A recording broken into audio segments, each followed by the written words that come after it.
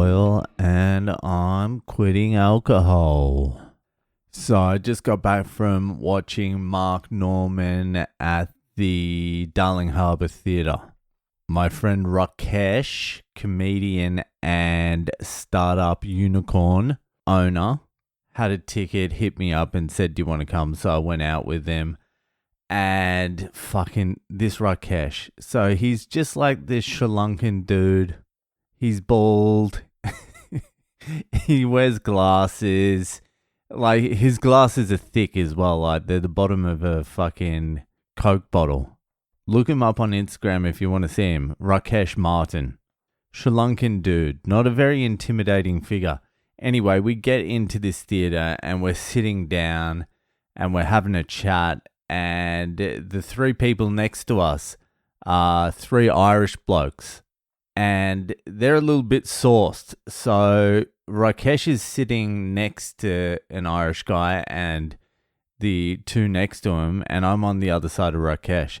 And so we're sitting there and it's taken a while for the comedian, the opener, to come out and start. So we're chatting. These guys have walked past back and forth a couple of times. One of them's pretty tanked, but there's not too much going on. Anyway, this fucking Irish guy walks out, comes back in, sits down for like 5-10 minutes. He's sitting directly next to Rakesh. And then just out of nowhere, this Irish guy, just at the top of his voice, just starts yelling, "Boo!" No one's on stage. People are still going to their seats and shit. And this guy's going, "Boo! Boo!" Like fucking, really fucking annoying. The people in front of him like turned around. I was like, what the fuck? All right, fucking hell. Like, I'm thinking, oh fuck, this cunt's going to be going on all night. He's not going to get more sober as the night goes on. And if this how it's starting, and as this is going through my head, as I'm thinking all this, I hear Rakesh, fucking Rakesh, turn to this fucking Irish guy and go, "You're not going to be a fucking nightmare like that all night, are you?" And I'm like, what's going on? What's happening? I couldn't believe it. I'm like, I didn't say anything, but in my head I was like, Rakesh, shut the fuck up. There's three of them and there's one of me, because you're going to get fucking knocked out very quickly. And it wasn't even just,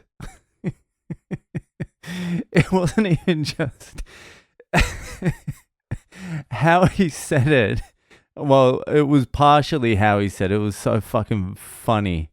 You're not going to be a fucking nightmare like that all night, are ya? Like, he turned around to him. It was that he turned around to him with his fucking Coke bottle glasses and, like, stared him down.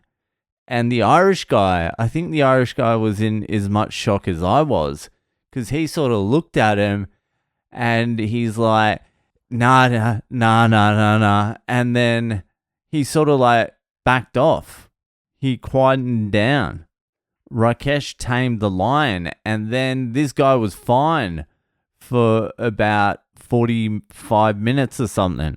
He didn't yell out anything, but then towards the end, he got a little bit fucking excited and started yelling out, "Comedy! Comedy!" to Mark Norman, and yeah, it's just one of those things. Rakesh didn't end up turning around and fucking smashing him. Anyway, it was a night. Yep. Look, I like Mark Norman. I think he's fucking funny as fuck off the cusp. On podcasts, he's great. And he does a lot of funny shit. But for me, it's not my kind of stand-up. Like, technically, everything is fucking completely sound, jam-packed full of jokes. But for me, it's just a little bit too formulaic. The situations are contrived. Too many puns. Too many puns, analogies. I know that's what you're meant to do, I think, if you're a comedian, but yeah, I need someone who's like bearing their soul on stage. I need someone who's sort of barely hanging on. I can appreciate like a well-written joke and a decent pun. I can sort of enjoy it like once or twice in an hour, but if it's the full fucking hour just jam-packed full of that, it's too much. It's too much for me. You just don't get a sense through Norman's stand-up of who the fuck he is, besides a really like efficient joke writer. All the greats, you know who they are because they're telling you, they're showing you who they are. And that's what I need. I need someone to be bearing their soul, their dark, disgusting soul. It's like Anthony Jeselnik. I like Anthony Jeselnik as well. But like, you know what's going to happen. You might not be able to guess the exact punchline, but there's no surprise because the structure of the setup is exactly the same in every fucking joke. So in the end, after like 2 or 3, but the thing is, these cunts have been doing it for fucking 15, 20 years now. Well, longer, 25 years. Like Jeselnik with the same Jimmy Carr as well. It's the same formula. It's the same structure. So you're not really surprised anymore. What you're really laughing at is the cleverness of the punchline. And after like 2 or 3 clever ones, it doesn't matter how fucking clever it is. It's the same fucking formula. Setup, misdirection, reveal. Setup, misdirection, reveal. Mark Norman is premise, pun, analogy, pun. Fucking punchline, tag, pun, analogy. But I don't know.